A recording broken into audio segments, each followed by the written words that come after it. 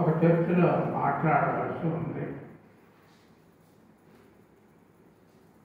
దేవుడు మీ మధ్యకు నడిపించాడు.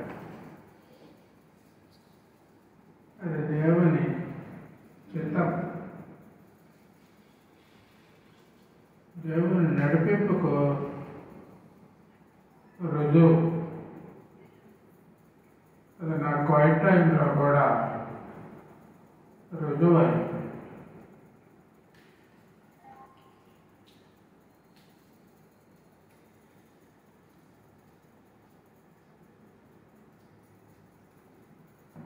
మానవులమైన మన విషయం గొప్పగా చెప్పుకోవడానికి ఏమీ లేదు.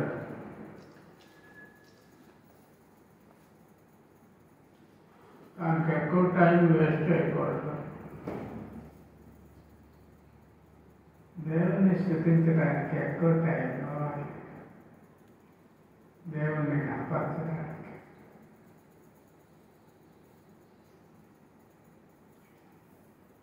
ఈ మధ్యకు మామ అల్లుడు వచ్చారు.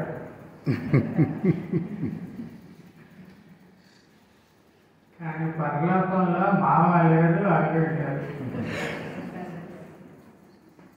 అందరూ సహోదరులు. సహోదరీలు కూడా సహోదరులే. అది తెలుసో తెలీదో మీకు? పరలోకంలో నాకు తెలిసినంత మటుకు పరలోకంలో ఫెమినైన్ జెండర్ లేదు. ఇప్పుడు ఫెమినైన్ జెండర్ కోసం తన్నుకు చస్తున్నారు, దెబ్బలు ఆడుతున్నారు. బైబిల్ కూడా ఫెమినైన్ జెండర్లోకి మార్చేయాలని ప్రయత్నిస్తున్నారు. చాలా విచారకరం. పరలోకంలో మనమందరము సహోదరులు.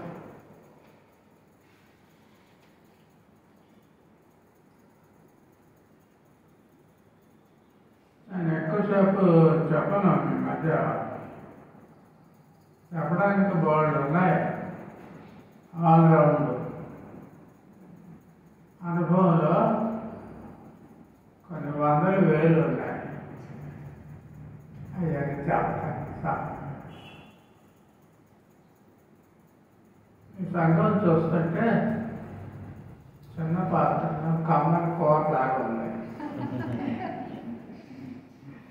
చిన్న పాత్రలో కమ్మని కూరలాగా ఉంది. చాలా సంతోషం. దేవుడు మీకు కృపనిచ్చాడు. విశ్వాసికి అవసరమైన 7 ముఖ్య విషయాలు చెప్తారు. అవి జ్ఞాపకం పెట్టుకుంటే పెట్టుకోండి, లేకపోతే నోట్ చేసుకొని ఇవి ఇతరులకు చెప్పండి.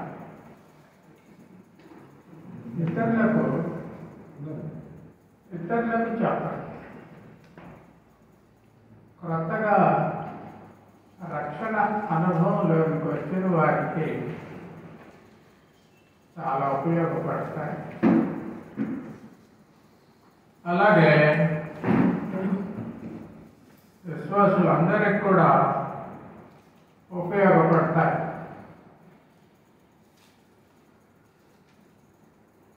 ఈ ముఖ్యమైన 7 విషయాలు కొరింథీయులకు రాసిన 2వ పత్రిక 5వ అధ్యాయం 17వ వచనం మనందరికీ తెలిసిన వచనం.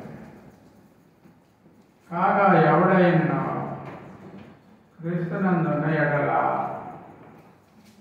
వాడు నూతన సృష్టి, పాతవి గతించను,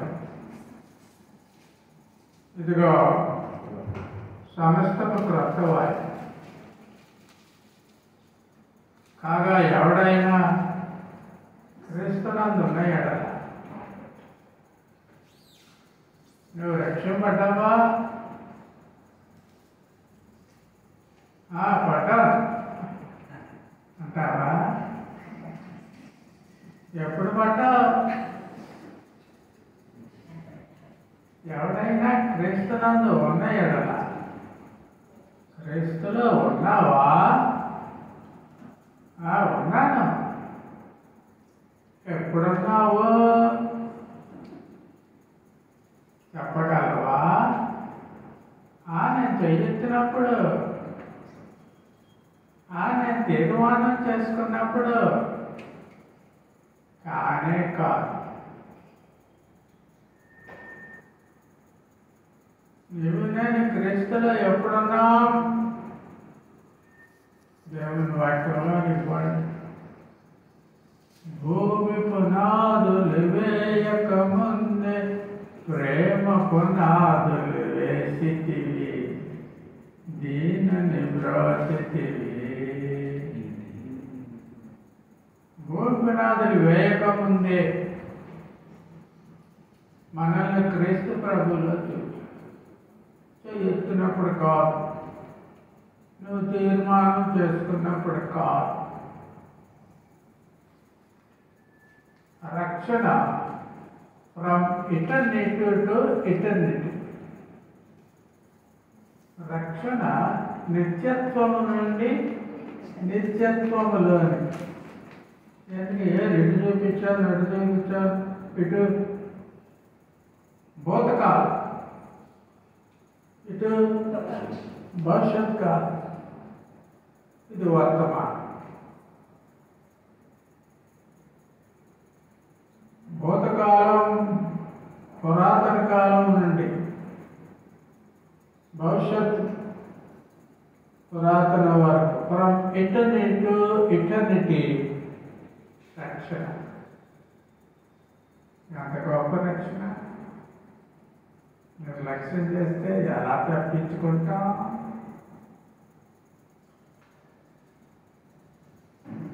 బోల్డ్ మంది తప్పించుకోలేకపోతున్నారు, కోట్ల మంది.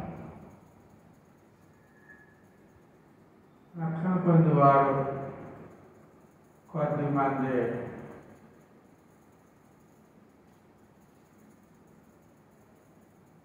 కనుక ఈ సంబంధం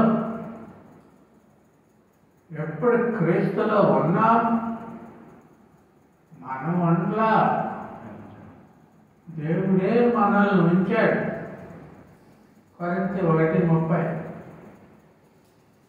మొదటి కొరింథీ 1వ అధ్యాయము 30వ వచనం.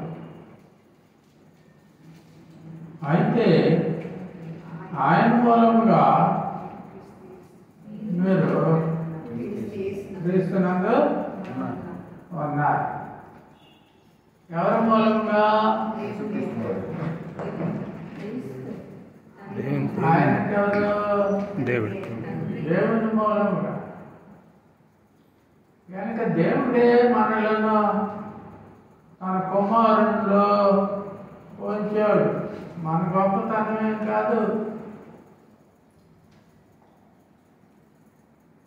ఆయనే మనలను క్రీస్తునందు ఉంచాడు. ఇంకో విధంగా చెప్పాలంటే ఆయనే మనలను అంటు కట్టాడు. మనల్ని మనం అంటు కట్టుకొనలేదు. మనం అంటు కట్టుకున్నావా? లేదు. ఆయనే మనలను అంటు కట్టుకున్నాడు. తండ్రి మనలను కుమారుడితో అంటు కట్టాడు. ఎంత గొప్ప భాగ్యం! ఈ రిలేషన్షిప్ ఇది ఒక షిప్. రిలేషన్షిప్. నేను ఒకసారి 5 షిప్పుల్లో తిరుపతిలో ప్రసంగం చేశా. 5 షిప్పులు. మా ఇంటి పైన స్టాఫ్ వర్కర్ ఉన్నాడు. ఆ స్టాఫ్ వర్కర్ వచ్చి చెప్పాడు, ఈ స్టాఫ్ వర్కర్ అన్న మీరు ఒకసారి తిరుపతిలో 5 షిప్పుల గురించి చెప్పారన్నా, అది నాకు ఇంకా జ్ఞాపకం ఉందన్నా అంటున్నావు. పాతికేళ్ళు అయిపోయింది. అయినా షిప్పులు జ్ఞాపకం. మొదటిది రిలేషన్షిప్, రెండోది ఫెలోషిప్, మూడోది వర్షిప్, నాలుగోది స్టీవర్డ్షిప్. ఇలాగ షిప్పులు ఉన్నాయి.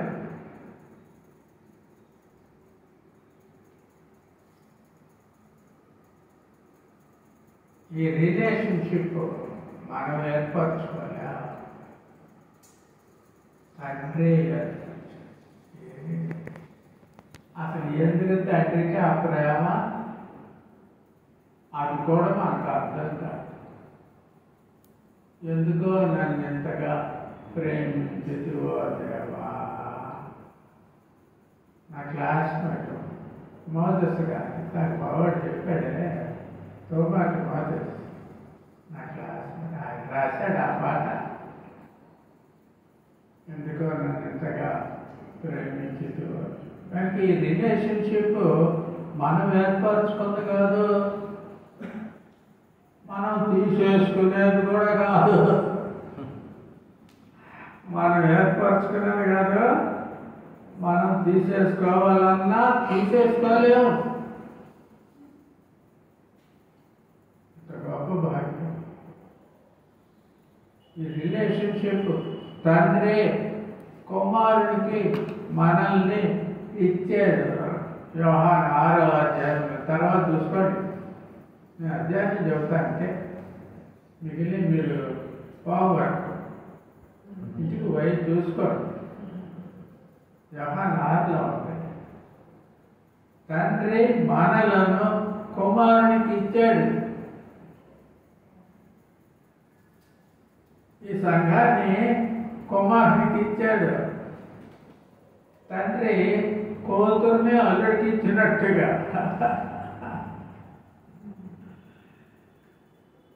ఈ కూతురు కుమార్తెను కూడా తన కొడుకే ఇచ్చాడు తండ్రి. ఎంత ఆశ్చర్యం. అందుకే ప్రభు అన్నాడు 6వ యోహాను, తండ్రి నాకు అనుగ్రహింపబడకుంటే నా యొద్దకు ఎవడో రాలేడు, నా యొద్దకు వచ్చిన వారిని నేను త్రోసివేయను. దానికి రిలేషన్షిప్ అర్థమైందా? ఇది తెగదు. దీన్ని ఎవరు తెంపి వేయలేరు. లోకంలో ఏ శక్తి కూడా ఈ రిలేషన్షిప్ని తెంపి వేయలేదు.